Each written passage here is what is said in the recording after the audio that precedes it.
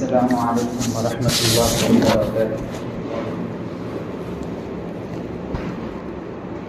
الحمد للہ رب العالمین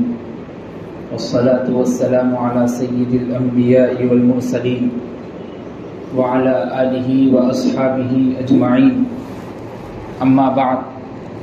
قال اللہ تبارک وتعالی فی کلامہ المجید والفرقان الحمید، اعوذ باللہ من الشیطان الرجیم، بسم اللہ الرحمن الرحیم، یا ایہا النبی قل لأزواجک وبناتک ونساء المؤمنین یدنین علیہن من جلابیبہن ذلک ادنی ان یعرفن فلا یؤذین وکان اللہ غفورا رحیما۔ صدق اللہ العظیم۔ وقال النبی صلی اللہ علیہ وسلم، الحیاء شعبۃ من الایمان۔ وقال علیہ الصلاة والسلام، اذا لم تستحی فاصنع ما شئت۔ صدق اللہ العظیم۔ حضرات سامعین اور گھروں میں بیٹھ کر سننے والی معزز خواتین اسلام،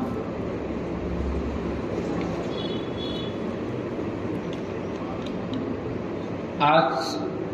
کے اس ماحول میں اور پرفتن دور میں مغربی ممالک کو پیش نظر رکھتے ہوئے پڑھے لکھے لوگ، جن کو عام طور پر جاہل بھی کہا جا سکتا ہے، ان لوگوں نے اسلام میں رکاوٹ ڈال کر خواتین کو اور عورتوں کو جو مقام دیا گیا تھا، اور جو خواتین اور عورتوں کو قرآن و حدیث میں اور اللہ تبارک و تعالیٰ نے اور اللہ کے رسول صلی اللہ علیہ وسلم نے جو مقام دیا اور عطا کیا، اس کو پس پشت ڈال کر لوگوں نے یہ بات عام کر دی کہ اسلام میں عورتوں کو صرف گھروں میں رکھا جاتا ہے، ان کو باہر نہیں نکالا جاتا، اور گھروں میں صرف پردے کے اندر ان کے عمروں کو اور ان کے ایمان کو مکمل کیا جاتا ہے۔ حالانکہ ایسا نہیں ہے۔ جہاں کہیں اللہ تبارک و تعالیٰ نے پردے کی اہمیت کو عورتوں میں واضح کیا، وہیں اللہ کے رسول صلی اللہ علیہ وسلم نے یہ تعلیم بھی دی کہ جب تمہیں کوئی ایمرجنسی ہو اور کام ہو تو پردے کا پاس و لحاظ کرتے ہوئے باہر بھی جا سکتے ہیں اور اپنے کام بھی کر سکتے ہیں۔ یہ اسلام میں اللہ تبارک و تعالیٰ نے عورتوں کو مقام عطا کیا، اور قرآن مجید میں بھی اللہ تبارک و تعالیٰ نے فرمایا، یا ایھا النبی قل لازواجک وبناتک ونساء المؤمنین، اے نبی آپ اپنی بیویوں سے اور بیٹیوں سے اور مومنوں کی عورتوں سے کہہ دیجئے، یدنین علیہن من جلابیبہن، کہ وہ اپنے چہروں پر اوڑھنی اور دوپٹہ ڈالے رکھے، ذالک ادنی ان یعرفن فلا یؤذین، اگر کوئی اس کو ان درجے میں پہچان بھی لے گا تو ان کو کوئی تکلیف نہیں پہنچائی جائے گی۔ وکان اللہ غفورا رحیما، اللہ بہت بڑے بخشنے والے اور رحم کرنے والے ہیں۔ کئی جگہ پر اللہ تبارک و تعالیٰ نے پردے کی اہمیت کو واضح انداز میں بیان کیا، اور مردوں کو اور عورتوں کو ایک جگہ پر رکھ کر حکم دیا۔ جہاں کہیں یغضضن من ابصارہن ویحفظن فروجہن کہا، وہیں مردوں کو بھی کہا کہ تم اپنی نظروں کو نیچی رکھو اور شرمگاہوں کی حفاظت کرو۔ مردوں کے لیے جو طریقہ اپنایا گیا وہی عورتوں کو بھی حکم دیا گیا۔ کوئی دونوں میں امتیاز نہیں کیا گیا کہ عورتوں کو صرف گھروں میں رکھ کر حکم دیا جا رہا ہے اور مردوں کو آزادی دی جا رہی ہے۔ قرآن کریم اور احادیث رسول اور اللہ کے رسول صلی اللہ علیہ وسلم کی تعلیمات نے کہیں پر یہ نہیں سکھایا۔ یہ زمانہ جاہلیت کا دستور تھا، اور وہاں کا رواج تھا کہ لوگ بیٹیوں کے پیدا ہونے پر، بچیوں کے پیدا ہونے پر ان کو زندہ درگور کرتے تھے، اور زندہ ان کو مار دیتے تھے، اور گڑھا کھود کر اس میں دفن کر دیتے تھے، اور اوپر سے مٹی ڈال دیا کرتے تھے۔ مشہور صحابی جن کو ہم دحیہ کلبی رضی اللہ تعالیٰ عنہ کے نام سے جانتے ہیں، ان کے بارے میں مشہور ہے کہ جب بھی جبرائیل امین علیہ الصلوۃ والسلام اللہ کے رسول صلی اللہ علیہ وسلم کے سامنے حاضر ہوتے تو دحیہ کلبی کی شکل اختیار کر کے حاضر ہوتے تھے. اتنے بڑے صحابی تھے اور بہت خوبصورت تھے، حسین و جمیل تھے. جب اللہ کے رسول صلی اللہ علیہ وسلم نے ان کی خوبصورتی کو دیکھا تو اللہ تبارک و تعالیٰ کے سامنے کہا کہ اللہ اتنا خوبصورت انسان ہے، اس کو ایمان کی خوبصورتی بھی عطا کر دو. جب دحیہ کلبی رضی اللہ تعالیٰ نے اسلام قبول کیے تو اپنی زمانہ جاہلیت کے واقعات کو اللہ کے رسول صلی اللہ علیہ وسلم کے سامنے بیان کر رہے ہیں اور کہہ رہے ہیں کہ اللہ کے رسول صلی اللہ علیہ وسلم میں نے 70,000 بچیوں کو زندہ درگور کر دیا تھا، کیا اللہ تبارک و تعالیٰ مجھ کو معاف کر دے گا؟ اتنے میں جبرائیل امین علیہ الصلوۃ والسلام حاضر ہوئے اور فرمایا کہ کہہ دو کہ زمانہ جاہلیت کا واقعہ تھا، اب اللہ کے رسول صلی اللہ علیہ وسلم کی تعلیمات یہ نہیں سکھاتی، اللہ نے معاف فرما دیا. حضرت دحیہ کلبی رضی اللہ تعالیٰ عنہ بیان کرتے ہیں ایک اور واقعہ میں اپنے زمانہ جاہلیت کے سامنے آپ کے سامنے بتانا چاہتا ہوں. اللہ کے رسول صلی اللہ علیہ وسلم موجود ہیں، صحابہ کرام موجود ہیں، آپ واقعہ سناتے ہیں. اللہ کے رسول صلی اللہ علیہ وسلم نے کہا دحیہ کلبی سناؤ. جب دحیہ کلبی سنانا شروع کیے تو کہتے ہیں کہ اللہ کے رسول صلی اللہ علیہ وسلم میں ایک مرتبہ زمانہ جاہلیت میں تھا اور میری بیوی رحم سے تھی، تو اس وقت میں نے اس سے کہا کہ میں بازار کے لیے کوئی خرید و فروخت کے لیے باہر جا رہا ہوں، کئی مہینوں کے بعد لوٹوں گا، اگر تم نے ایک پرورش بچی کی اور بیٹی پیدا ہوئی تو میرے آنے سے پہلے اس کو زندہ درگور کر دینا، ورنہ معاشرے کے لوگ مجھے برا بھلا کہیں گے، میری عزت نہیں رہے گی. اگر بیٹا پیدا ہوا تو اس کی حفاظت کرنا، اس کی پرورش کرنا. اس کے بعد دحیہ کلبی نکل گئے. ایک زمانہ ہوا، اس کے بعد آئے، اپنے گھر کے دروازے پر دستک دی. اتنے میں خوبصورت بچی باہر نکلتی اور کہتی ہے کون ہو تم؟ دحیہ کلبی نے اس سے پوچھا کہ تم کون ہو؟ وہ بچی کہتی ہے کہ میں اس گھر کے مالک کی بیٹی ہوں. دحیہ کلبی رضی اللہ تعالیٰ عنہ اس کو دیکھ کر ہنسی سے اپنے آپ کو نہیں روک سکتے، لیکن زمانہ جاہلیت تھا، لوگ اگر بچی کو دیکھتے تو برے برے القاب سے یاد کرتے تھے. حضرت دحیہ کلبی نے اپنی عورت سے کہا کہ اس کو اچھے سے کپڑے پہناؤ، میں اس کو ننیال یا ددیال سے ملا کر لاتا ہوں. جب ماں کو معلوم ہوا کہ حضرت دحیہ کلبی اس کو لے جا رہے ہیں مارنے کے لیے، زندہ درگور کرنے کے لیے، بچی ہے معصوم سی، اس کو اچھے سے کپڑے پہنا کر جنگل کی طرف لے پڑے. بچی کہہ رہی ہے کہ کیا تم مجھ کو کھلونے دینے کے لیے، دلانے کے لیے لے جا رہے ہو؟ کیا ننیال سے ملانے کے لیے لے جا رہے ہو؟ دحیہ کلبی کچھ بھی جواب نہیں دے رہے. اللہ کے رسول صلی اللہ علیہ وسلم کے سامنے واقعہ بیان ہو رہا ہے، آپ کی آنکھ سے آنسو جاری ہے، صحابہ کرام رو رہے ہیں. جب حضرت دحیہ کلبی جنگل میں پہنچے اور ایک گڑھا کھودنا شروع کیا، پیاری سی معصوم سی بچی، جب باپ مٹی کھود رہا ہے تو اپنے باپ کی داڑھی پر مٹی کے کچھ پتھریاں اس کی داڑھی پر جا کر اٹک رہی ہے تو بچی اپنی ہاتھ سے داڑھی کو صاف کرتی ہے. باپ کے اوپر سورج کی روشنی کی تپش پڑ رہی ہے، بیٹی اپنی دوپٹے کو نکال کر باپ کے سائے میں کھڑی ہو گئی. دحیہ کلبی اندر سے رو رہے ہیں لیکن معاشرے کو مد نظر رکھ کر کہتے ہیں کہ میں تم کو زندہ نہیں رکھ سکتا. اس کے بعد بچی کو 6 سال کی معصوم سی بچی اندر رکھ دیے. اس کے بعد مٹی ڈالنا شروع کر دیے تو بچی کو سمجھ آ گیا. بچی نے آسمان کی طرف نگاہ اٹھا کر کہا کہ اللہ ایک دور آئے گا، آپ نے کہا تھا کہ ایک نبی آئیں گے، ہماری اس وقت حالت یہ نہیں ہوگی، میں اس بارے میں میرے باپ سے سوال کروں گی. اللہ کے رسول صلی اللہ علیہ وسلم اس واقعے کو دیکھ کر رو رہے ہیں، سن کر رو رہے ہیں. صحابہ کرام کہتے ہیں کہ اللہ کے رسول صلی اللہ علیہ وسلم کی آنکھ سے آنسو جاری ہے، داڑھی پوری کی پوری تر ہو گئی. اللہ کے رسول صلی اللہ علیہ وسلم کے سامنے دحیہ کلبی نے کہا کہ اللہ کے رسول صلی اللہ علیہ وسلم کیا اس واقعے کو اللہ معاف فرما دے گا؟ میں نے آپ کی نبوت کو، رسالت کو مد نظر رکھ کے اس واقعے کو بیان کیا. یہ ساتھ میں رہنے والی بچی جس کو میں آپ کے سامنے لایا ہوں، یہ میری بھتیجی ہے، اس سے مجھ کو اتنی محبت ہے، آپ کی تعلیمات نے مجھ کو سکھایا ہے. اللہ کے رسول صلی اللہ علیہ وسلم کی تعلیمات نے عورتوں کے مقام و مرتبے کو بتایا ہے. اس کے بعد جبرائیل امین علیہ الصلوۃ والسلام آئے اور آ کر پورے اس واقعے کے بارے میں جب معلوم ہوا تو حضرت جبرائیل نے کہا کہ اللہ نے اس کو بھی معاف فرما دیا. یہ عورتوں کے اور بچیوں کو، بیٹیوں کو ایسے مار دیا جاتا تھا، ایسے زندہ درگور کر دیا جاتا. امام بغوی رحمت اللہ علیہ اپنی کتاب میں لکھتے ہیں جب زمانہ جاہلیت میں بچی کی، لڑکی کی پیدائش ہوتی اور معلوم ہوتا کہ اس کی گود میں رہنے والی بچی ہے تو 4-5 سردار مکے کے جاتے اور اس کے گھر میں اس کو مار دیتے. اور بچی اگر بڑی ہو گئی تو اس کو زندہ درگور کر دیتے تھے۔ اللہ تبارک و تعالیٰ نے اس واقعے کو قرآن مجید میں بیان کیا اور فرمایا وَإِذَا بُشِّرَ أَحَدُهُمْ بِالْأُنثَىٰ ظَلَّ وَجْهُهُ مُسْوَدًّا وَهُوَ كَظِيمٌ، جب ان کو بیٹی کی خوشخبری دی جاتی ہے ان کے چہرے سیاہ ہو جاتے ہیں۔ يَتَوَارَىٰ مِنَ الْقَوْمِ مِنْ سُوءِ مَا بُشِّرَ، اگر وہ جا کے اپنی قوموں کے سامنے بیان کرتے ہیں کہ مجھ کو بیٹی ہوئی ہے، کیا میں بیان کروں یا نہ کروں، کشمکش میں مبتلا ہے، اللہ فرماتے ہیں الا ساء ما یحکمون، یہ کتنے برے فیصلے کرتے ہیں، کیسے لوگ ہیں۔ اور وہی بچی زمانہ جاہلیت میں جن کو زندہ درگور کر دیا گیا، مار دیا گیا، وہ بچی قیامت کے دن میدان محشر میں اٹھ کر کھڑے ہو کر سوال کرے گی۔ قرآن مجید میں اس کو بھی اندازہ لگایا گیا اور اس کو بھی بیان کیا گیا وَإِذَا الْمَوْءُودَةُ سُئِلَتْ بِأَيِّ ذَنبٍ قُتِلَتْ، زندہ درگور کی ہوئی بچی پوچھے گی کس جرم میں مجھ کو قتل کیا گیا، میں نے کیا گناہ کیا تھا مجھ کو مار دیا گیا۔ یہ زمانہ جاہلیت میں عورتوں کو اتنی نیچ نگاہ سے، اتنی نیچ نظروں سے یاد کیا جاتا اور ان کو دیکھا جاتا تھا،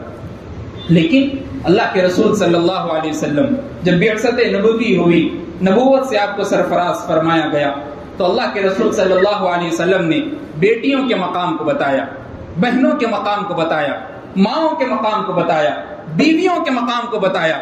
ایک عورت، اس کے 4 درجے ہوتے ہیں، ایک بیٹی، ایک بہن، ایک ماں اور ایک بیوی، 4 درجے اس کے ہوتے ہیں، بڑی حیثیت کے درجے ہوتے ہیں۔ اللہ کے رسول صلی اللہ علیہ وسلم نے بیٹی کے بارے میں فرمایا جب تمہارے پاس 2 لڑکیاں موجود ہیں اور وہ دونوں بالغ ہو گئے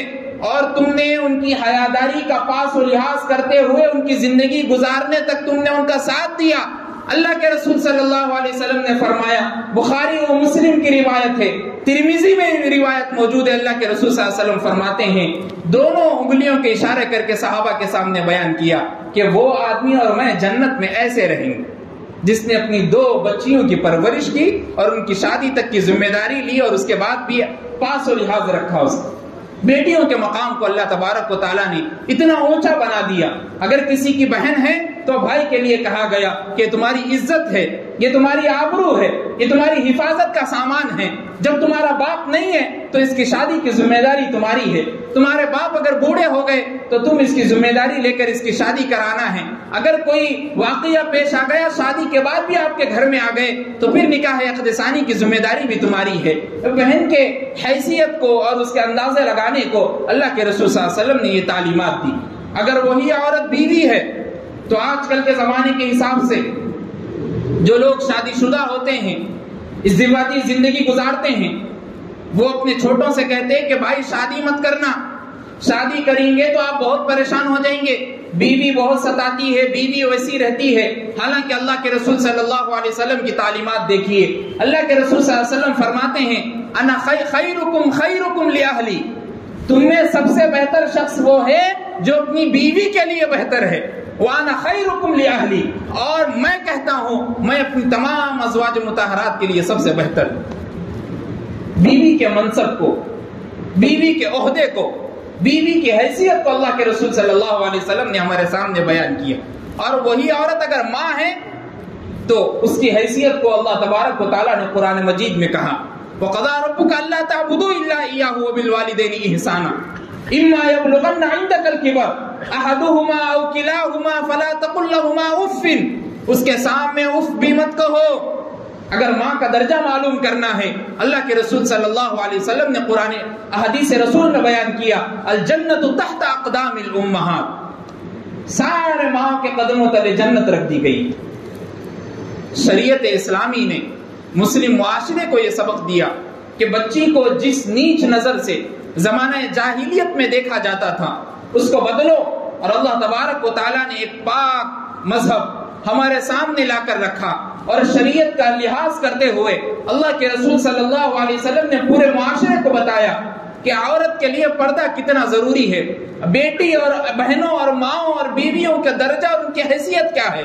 اور اللہ کے رسول صلی اللہ علیہ وسلم خود فرماتے ہیں کہ تمام کے تمام ازواج مطہرات باپردہ ہیں، اور اللہ تبارک و تعالیٰ نے خود قرآن مجید میں بیان کیا وَإِذَا سَأَلْتُمُوهُنَّ مَتَاعًا فَاسْأَلُوهُنَّ مِنْ وَرَاءِ حِجَابٍ، صحابہ کو بیان کر رہے ہیں کہ تم اگر کچھ ازواج مطہرات سے سوال پوچھنا چاہتے ہو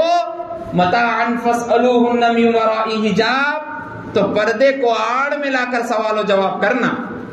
صحابہ کی جماعت ہے، اتنی پاکیزہ جماعت جن کو رضی اللہ عنہم ورضوان کا مجدہ سنایا گیا، ازواج مطہرات جن کے بارے میں قرآن مجید میں بیان ہوا کہ ساری کے سارے جنتی ہے، پاک ہے، ان سے کوئی گناہ نہیں ہو سکتا، یہ اللہ کے رسول صلی اللہ علیہ وسلم کی بیویاں ہیں، یہ پوری امت کے لیے امہات المومنین ہیں، یہ سب کی حقیقی ماں سے بھی زیادہ بہتر ہیں، ان کو بھی کہا جا رہا ہے کہ تم پردہ کرو۔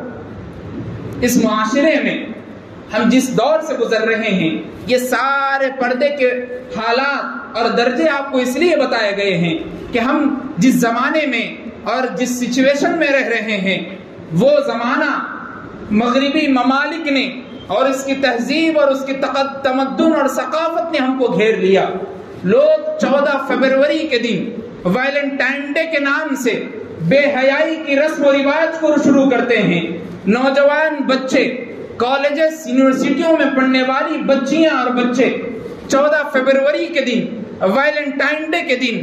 اپنے آپ کو ننگا بدن کر کر ایک غیر محرم کے سامنے کھڑا کر کے بیان کرتے ہیں اور کہتے ہیں کہ ہمارے باپ نے ہماری حیثیت اور ہمارے باپ نے ہماری ماں نے ایسی تربیت کی ہے، ہم کسی غیر محرم کے سامنے آزادانہ طریقے سے رہ سکتے ہیں۔ اللہ کی پناہ ہے، یہ ویلنٹائن ڈے کے نام سے جو اسلامی اسکولوں میں اور کالجز میں جو بچیاں جو بچے غیر مہذب طریقے سے جی رہے ہیں ان کو میں ایک حیثیت سے بتانا چاہتا ہوں، یہ ویلنٹائن ڈے یا 14 فروری اسلامی مذہب سے کچھ اس کا واسطہ نہیں ہے، کچھ اس کا لینا دینا نہیں ہے۔ تقریباً ایک یہودی راہب رہتا تھا، اور راہب اس کو کہتے ہیں جو پجاری ہے، اور وہ لوگ شادی بیاہ نہیں کرتے۔ تو اس نے ایک مرتبہ اس کو کسی لڑکی سے عشق ہو گیا تو راہب نے چھپ چھپا کر اس بچی سے کہا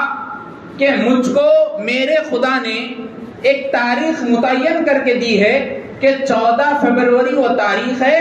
اور ہم اس دن مل سکتے ہیں، بغیر نکاح کے بغیر شادی کے بھی ہم ساری چیزیں کر سکتے ہیں، یہ میرے خدا نے مجھ کو خواب میں آ کر کہا ہے۔ اس بچی نے مان لیا اور 14 فروری کے دن وہ سارے کام کر دیے۔ بعد میں لوگوں کو معلوم ہوا تو حشر کیا ہونا تھا وہی ہوا جو قتل کا ہوتا ہے، مار مار کر ان دونوں کو ہلاک کر دیا گیا۔ کئی زمانہ گزرا، کئی دور گزرا، اس کے بعد کئی پرفتن لوگ، باطل لوگ ایسے پیدا ہو گئے جن کی ذہن میں گندگی بھری ہوئی تھی، جن کو اسلام کے بارے میں کچھ معلوم نہیں، اسلام کو بدنام کرنے کی کوشش میں لگ گئے۔ ان لوگوں نے کہا کہ ویلنٹائن ڈے 14 فروری محبت کا دن ہے، جشن محبت ہے، ایک عاشق ایک معشوقہ کو پھول دیتا ہے، اس میں جا کے گلاب کا پھول اس کو دیکھ کر محبت کا اظہار کرتا ہے۔ لوگوں کے سامنے بات بیان ہوئی، ہمارے مسلم بچے، ہمارے مسلم بچیاں اسلام معلوم ہے، قرآن مجید پڑھتے ہیں، احادیث رسول کو سنتے ہیں، مفتیوں کا بیان سنتے ہیں، گھروں میں تعلیمات ہوتی ہے، باوا اور منصاب پڑھانے والے بچے سارے کچھ اچھے ہیں، لیکن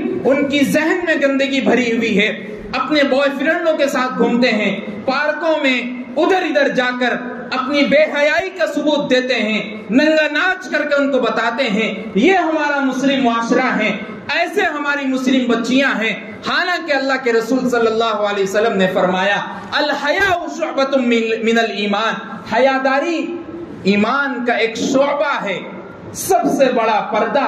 اگر خواتین کو زندہ رہنا ہے اور ثبوت دینا ہے زندگی گزارنے کا تو حیاداری رکھنا ہے، پردہ رکھنا ہے۔ اللہ کے رسول صلی اللہ علیہ وسلم نے ایسی تعلیمات بندوں کے سامنے دی اور لوگوں کو بتایا کہ حیاداری اور پردہ، اللہ کے رسول صلی اللہ علیہ وسلم نے ایک اور حدیث میں فرمایا الحیاء من الایمان والایمان من الجنہ والبذاء من الجفا والجفا فی النار، حیا ایمان میں سے ہے اور ایمان جنتی میں سے ہے، اور بے حیائی جہنم میں سے ہے، اور بے حیا لوگ جہنمی ہیں۔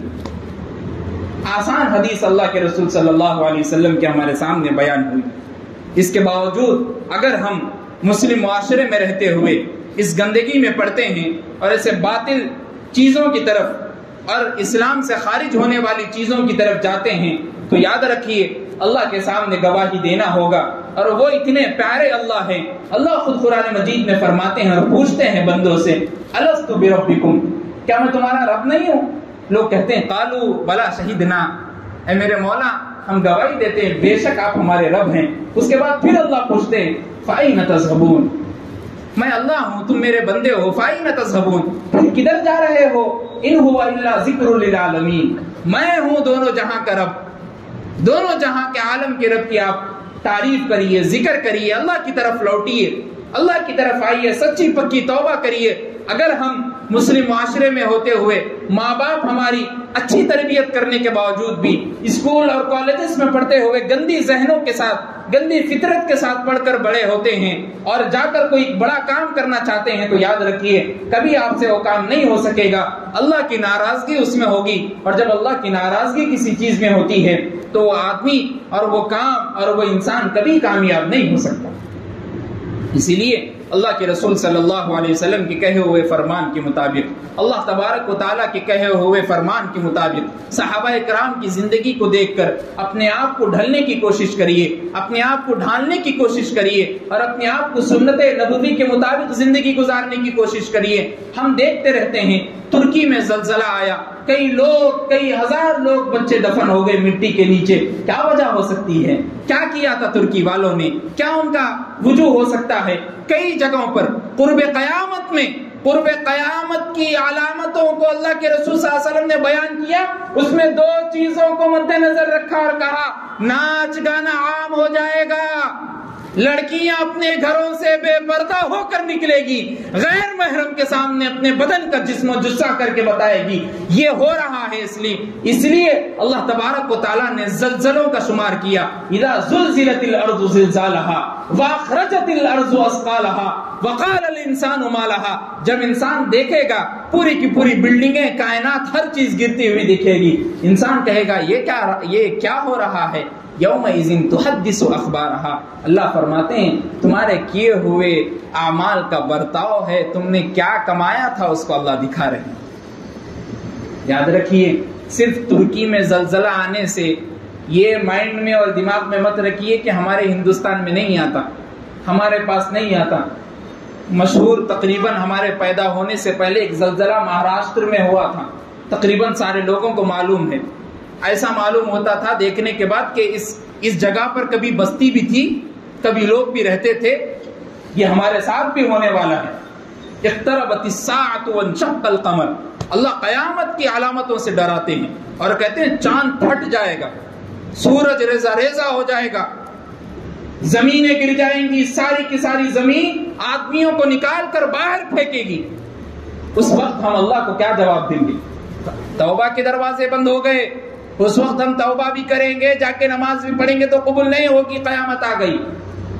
اس وقت کو یاد کریے، اللہ کے پاس آئیے، اللہ کی طرف لوٹیے۔ اللہ جتنے رحمان و رحیم ہیں اتنے ہی زیادہ عذاب دینے والے بھی ہیں۔ اللہ سے ڈرتے رہیے اور اپنے بچیوں کی فکر کریے، ان کی شادی بیاہ کا اگر وقت ہو گیا تو ٹائم پر وقت پر شادی کریے، نکاح کو آسان بنائیے، شریعت کے پیش نظر جس طریقے سے اللہ کے رسول صلی اللہ علیہ وسلم نے نکاح کا درس دیا اور تقریباً ولیمے کا درس دیا، اس طریقے سے نکاح کریے، ولیمے کریے، فضول خرچی میں اپنے پیسوں کو برباد مت کریے، رسم و رواجوں میں، منگنیوں میں، منجوں میں، یہ ساری چیزیں اسلامی شریعت سے کہیں آپ کو نہیں ملے گی، اس میں اپنے پیسوں کو فضول خرچی میں مت لائیے۔ اللہ تبارک و تعالیٰ سے دعا ہے کہ اللہ ہم سب کو کہنے سننے سے زیادہ عمل کی توفیق عطا فرمائے، جو حضرات سنتیں نہ پڑھے ہوں وہ سنتیں ادا کریں۔